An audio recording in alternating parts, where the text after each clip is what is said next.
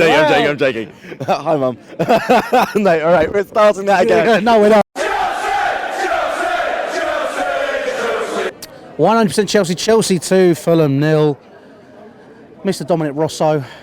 Good afternoon. How are you? Yeah, not too bad. It was weird walking into Stamford Bridge and it was still the morning.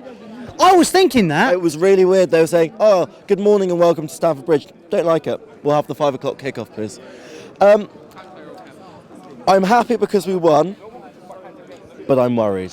I'm going to level with you, mate. Go on. I am really, really worried, and I'll tell you the reason why. If plan A doesn't work, usually there's a plan B/plan C. With this Chelsea team at the moment, it looks like there's plan A, and if plan A doesn't work, you continue to play plan A.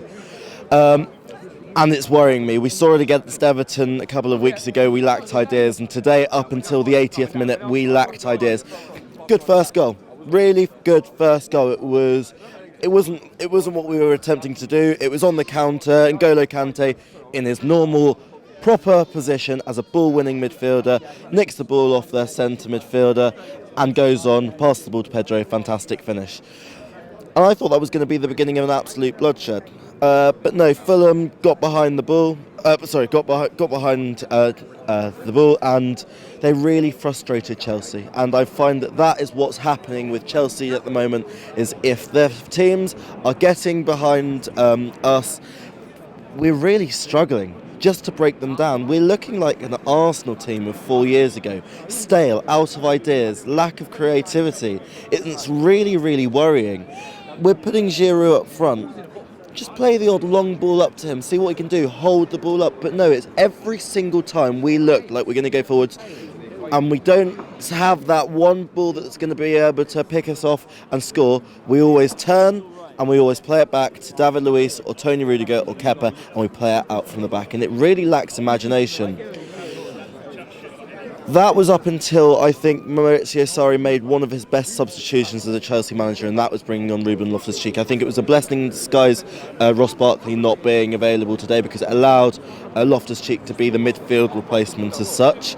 And he looked a typical, as Ruben Loftus-Cheek does. He stands up to players, he runs at them, he's not afraid to actually get in there and to get stuck in. And as we saw, there were a few really good darting runs forwards, and with his goal, he was the creator of it and he was the finisher of it. And it was a really well worked goal, and he looked like the type of player that should have been on at half time. He should have been starting that game, because when it doesn't come off this, I don't want to say tiki-taka, but this Sarri ball, if we're all calling it that, which I really hate, by the way. Thank you, so do I.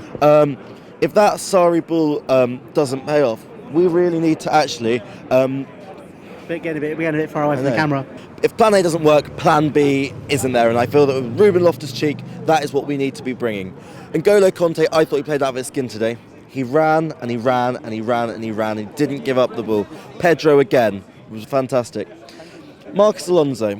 You said with Ben about 10 minutes ago that yes, the Fulham fans were saying some pretty nasty stuff about to a man that hasn't really had too much of an impact on on them.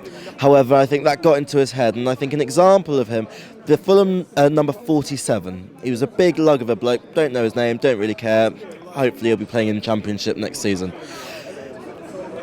West Stand, it was right in front of the West Stand. Marcus Alonso thinks he's fouled, goes down, referee doesn't give it, the guy's through, goes to shoot. And I think that really shows the work ethic of Marcus Alonso at the moment. If that was me and I'm gone down thinking it was a free kick but it's not, and then the player's gone off my mistake to go through on goal, I would bust an absolute arse to get back.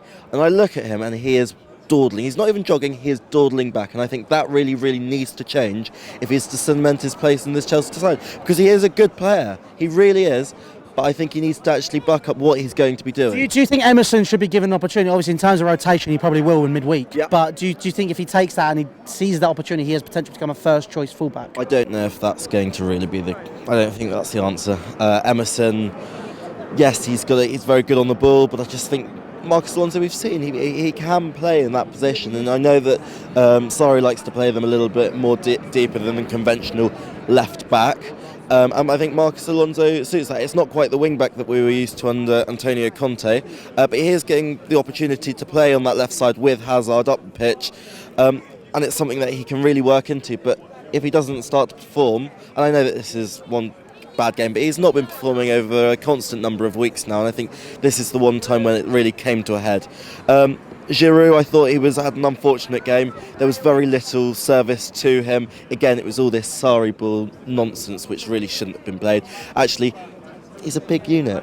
Get a few balls in, get a few balls on. But he is capable of, linking up the play far better than Alvaro Morata. Why can't we use both? Don't even use that name around me, please. He's an embarrassment to our football club. Oh, wow, okay. To me. I said to Lewis, his first 5 seconds on the pitch, I think summed up Alvaro Morata. It went out for a Fulham, for a Chelsea throw-in. Alvaro Morata replaces Olivier Giroud. Pedro takes the Chelsea throw-in, throws it to Alvaro Morata. He controls it. It goes out for a Fulham throw-in. He's an embarrassment. The man really needs to stop it. I'm going to shut up now. We're going on to Wolves, which I think is going to be a tough game on a Wednesday night, and then we come here against the champions. That's going to be a make or break game. I feel that City are going to come here and turn us over, particularly if we play like we did today for the first 80 minutes. They're going to come here and turn us over. I really hope that Chelsea prove me wrong.